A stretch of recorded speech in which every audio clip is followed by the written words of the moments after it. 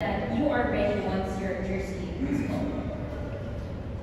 Siguro una, thank you ako sa opportunity still opportunity.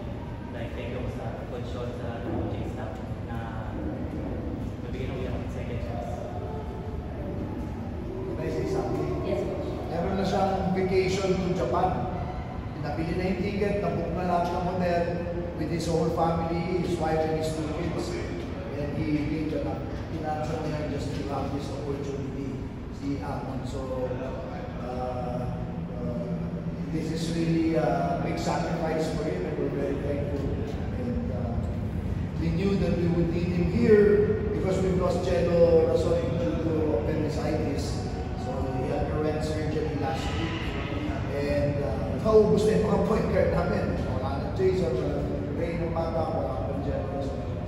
So we figured it out would be big help. So we're very thankful for him.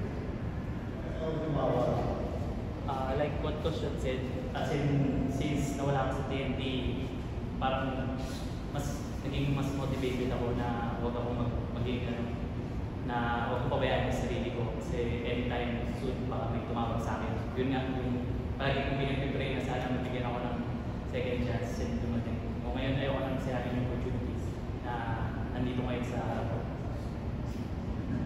You think yung first and second quarter kaya nakalain mo yung assure na silyado na yung spot mo sa TNT?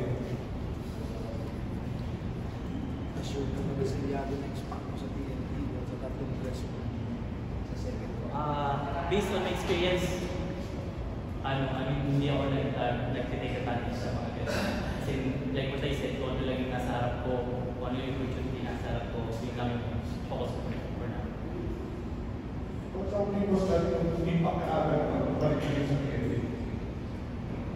We knew the majority of Northport's defense is zone.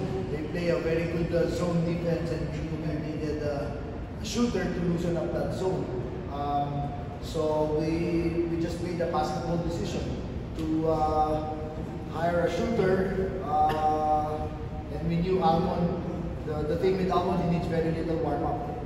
Makapal ka sa mukha nito, hindi niya kailangan warm-up, hindi siya nahihiya, he'll really let it fly. But we said that that's his job. Alam naman niya yun ang talagang trabaho niya.